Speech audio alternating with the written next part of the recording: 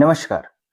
पहलगाम में हुई हत्याओं को लेकर कश्मीरी लोगों ने जिन मानवीयता और दरिया दिली का परिचय दिया, वह आज के भारत के लिए एक मिसाल है। इसके सामने हिंदुत्व की नफरत की राजनीति करने वालों को रखें तो उनकी सारी विकृतियां और हैवानियत का चेहरा और अधिक साफ दिखने लगता है। लेकिन जब शोर हो और शोर करने वालों की संख्या बहुसंख्यक दिखने लगे, तब ऐसे उदाहरण बेबस उदाहरण बनकर रह जाते हैं। पहलगाम में जो हुआ उसके बाद देश में युद्ध का शोर बढ़ गया है। मिट्टी में मिला देने की बात जिस तरह और जहां से आई, वह किसी नाटक में बोले गए एक संवाद सी थी। इस संवाद से पहले युद्ध के शोर पर उछल कूद करने वाली मीडिया अपने लिए फुटेज ढूंढने में व्यस्त थी और पुराने क्लिप भी चला रही थी। सोशल मीडिया पर धर्मयुद्ध की भाषा का प्रयोग खुलेआम शुरू हो गया था।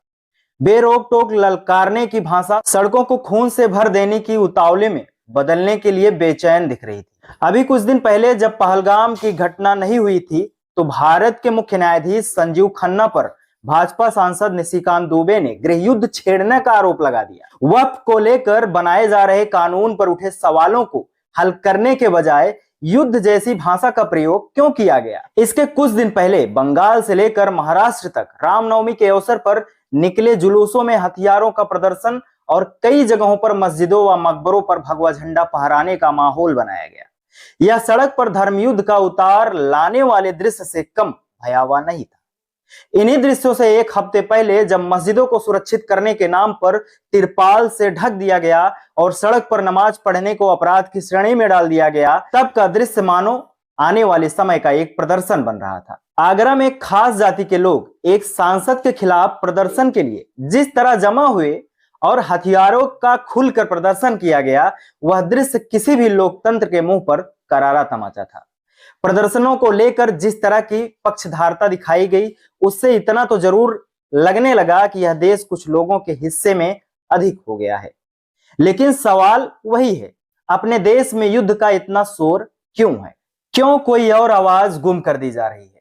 न्यायाधीशों से लेकर विपक्षी नेताओं, आदिवासियों से लेकर धार्मिक समुदायों, यहां तक कि कई हिंदू मठाधीशों, छात्रों से लेकर आम मजदूर कार्यकर्ताओं पर युद्ध छेड़ने के आरोप लग रहे हैं।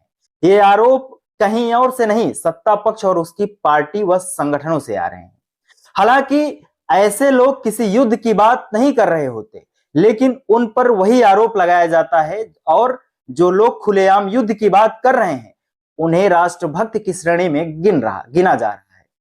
ऐसे लोग तब नहीं उबलते जब उनके देश में नागरिकों को अमेरिका हथकड़ियों में बांधकर अपने सैन्य विमानों से भारत भेजता है, जब भारत पर टैरिफ थोप दिया जाता है, या जब अमेरिका राष्ट्रपति भारत के बारे में अपमानजनक बातें कहता है।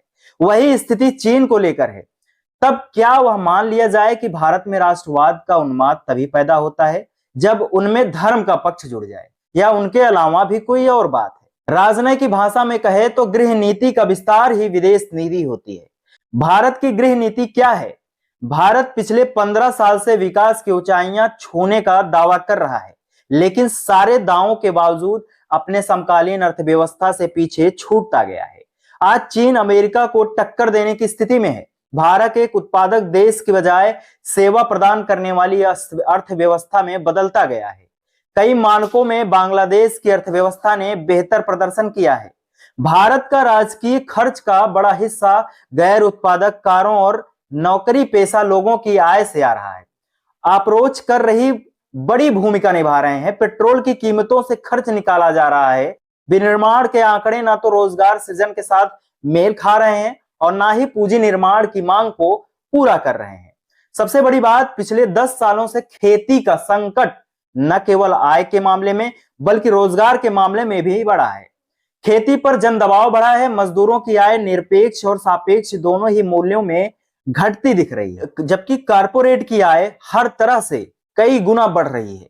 ऐसी आय जो उत्पादन की जमीन पर ना होकर कहीं और से हो रही है। इस आय को अब खुली लूट का नाम दिया जा रहा है। भारत की जो अर्थव्यवस्था की गृह नीति है, उसका विस्तार हमें विदेश नीति में कतई नहीं दिखता। भारत की भूमि चीन, नेपाल, म्यांमार, बांग्लादेश और पाकिस्तान से जुड़ी है।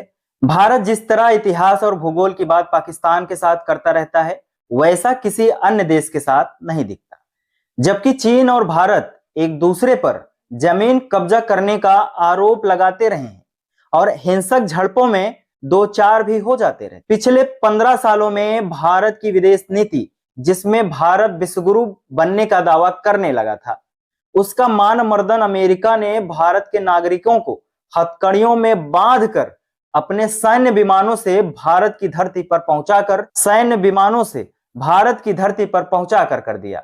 यूरोप की यात्राओं का अंतिम नतीजा अभी भी रूस से हासिल कच्चे तेल को साफ कर उसे बेचने से आगे नहीं जा सका।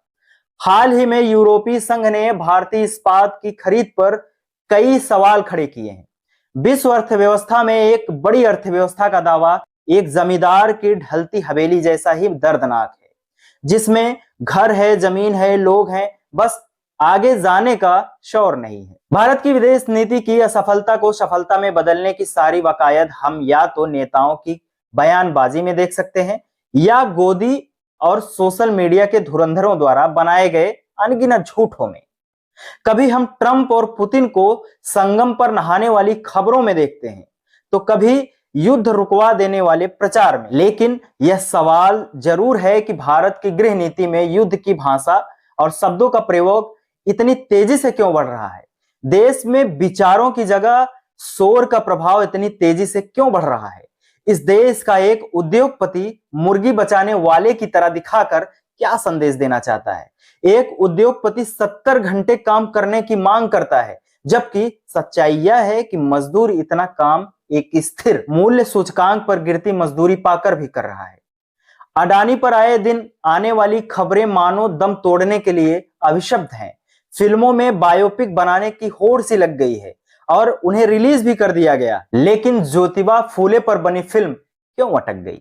इन सारे सवालों के पीछे एक ही सवाल है, भारत में जो चल रहा है वह किस नीति का प्रदर्शन है? जिस देश की अर्थव्यवस्था में धुरी पूंजी हो, वहां इससे पैदा हुए अंतर विरोधों को हल करना ही इसकी राजनीति होती है। इसे कहते हैं पूंजी का कोई धर्म नहीं होता। भारत में विचार विस्तार में जाएं तो पूरे दक्षिण एशिया में यह बात उतनी सच नहीं है। यहां धर्म ने पूंजी का दामन थामा और पूंजी ने विस्तार के लिए धर्म की पीठ पर सवारी की। दक्षिण एशियाई देशों की राजनीति में यह परिलक्षित होता है और पार्टियों में अभिव्यक्त भी होता है। यहाँ पूंजी का संकट धर्म के संकट में बदलता दिखता है। इस हिस्से में भारत एक बड़ा देश है। अपने देश में क्या हो रहा है? 1980 के दशक में इंदिरा गांधी और फिर राजीव गांधी ने धर्म का प्रयोग भारत की अर्थव्यवस्था में पैदा हुए अंतर विरोधों को हल करने में किया था। कांग्रेस की मनमोहन सरकार की असफलता पर गुजरात मॉडल पेश किया गया। आज उस मॉडल की बात करने वाले ही मोदी की असफलता पर किताबें लिख रहे हैं। विकास का ख्वाब युद्ध के शोर में बदलता गया। राजनीति में बेबसी एक अस्थायी भाव में बदल गई है। पिछले 10 सालों में कोई भी दिन ऐसा नहीं गुजरा जब युद्ध के उन्माद की भाषा और कई बार युद्ध हो जाने की आशंका हमें छूते हुए नहीं गुजरी। हमें यह जरूर पूछना चाहिए, क्या इससे देश की अर्थव्यवस्था और इससे पैदा हुए संकट हल हो रहे हैं या और तबाही की ओर जा रहे हैं? मैं कई बार देश की राजनीति को उस फैक्ट्री मालिक के व्यवहार की तरह देखता हूं, जिसमें जब मालिक को मजदूरों की छटनी करनी होती है तब वह मजदूरों के समूह पर कामचोरी, फैक्ट्री को नुकसान पहुंचाने या मालिक के खिलाफ षड्यंत्र करने का आरोप लगाता है। फिर उन्हें काम से निकालने की नोटिस दे देता है। विरोध करने पर अपने गुंडों से पिटवाता है और साथ ही वैधानिक कार्रवाई का रास्ता अपनाता है। हमारे यहाँ इस फैक्ट्री व्यवस्था से कहीं अधिक बदतर स्थिति बना दी गई। आप अपनी राय कमेंट बॉक्स में हमें लिखना ना भूलें। बने रहिए बहुजन प्लैनेट के साथ। बहुत बहुत